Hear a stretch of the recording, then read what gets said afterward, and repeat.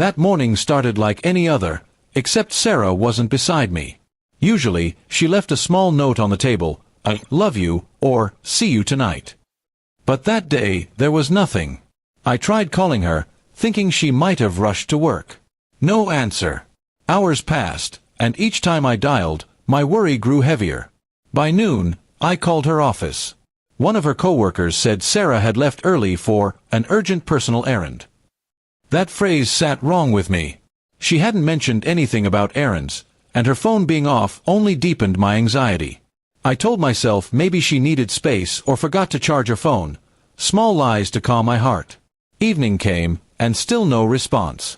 I paced the living room, staring at the silent phone, wondering what I'd done wrong.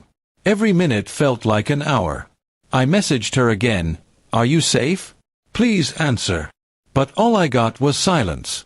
My chest tightened with every unanswered call. At 11 p.m. sharp, I finally heard the front door creak open. She stepped in, calm and unbothered, like she'd just come from a walk.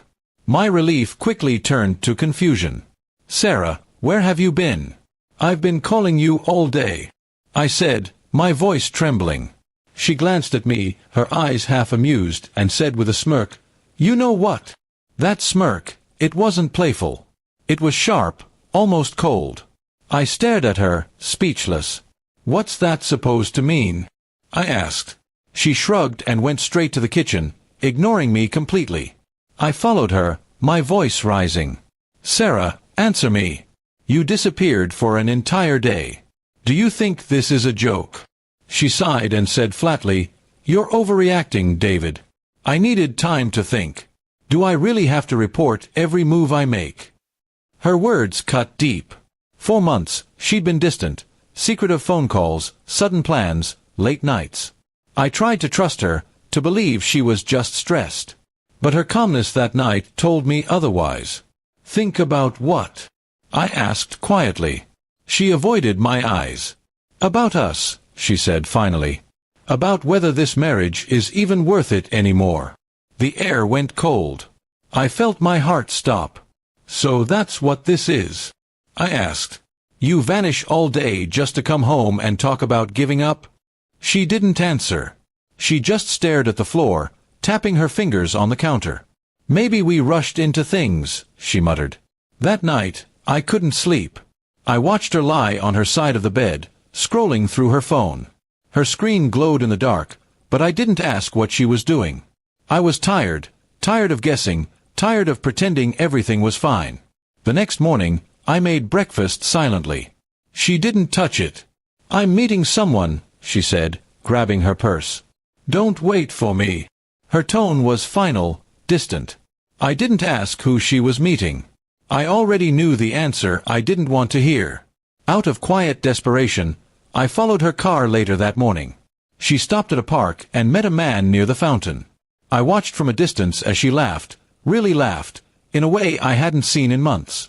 He reached for her hand, and she didn't pull away. In that moment, my heart broke completely. That evening, when she came home, I waited for her at the dining table. My hands were steady now, not trembling. "Sarah," I said, "I saw you at the park." Her face froze, eyes widening. "It's not what it looked like," she said quickly. "Please, just listen." I shook my head. "I've done enough listening, Sarah. Enough waiting, enough forgiving. You disappeared without a word, you lied to me, and now I've seen the truth myself." She started crying, saying it was just emotional confusion, that she never meant to hurt me. But the damage was done. I stood up, walked to the drawer, and took out the envelope I'd already prepared that afternoon. "Sarah," I said softly, placing it on the table, "this is our divorce notice. I'm not doing this out of anger. I'm doing it because I deserve peace." She looked at the papers, her face pale. "David, please, don't do this." "We can fix it," she said, her voice breaking. But I had no more energy left for fixing something that she'd already walked away from in her heart. "You made your choice when you smirked at me that night," I replied. As I walked out of the house, the same house where we once dreamed together, I felt strangely calm. The silence didn't hurt anymore, it healed. Some endings aren't punishments, they're just the truth finally spoken aloud. And for me, that truth was simple. Love can survive many things, but not betrayal and indifference. That night, I slept alone for the first time in years, but for the first time in months, I actually slept peacefully.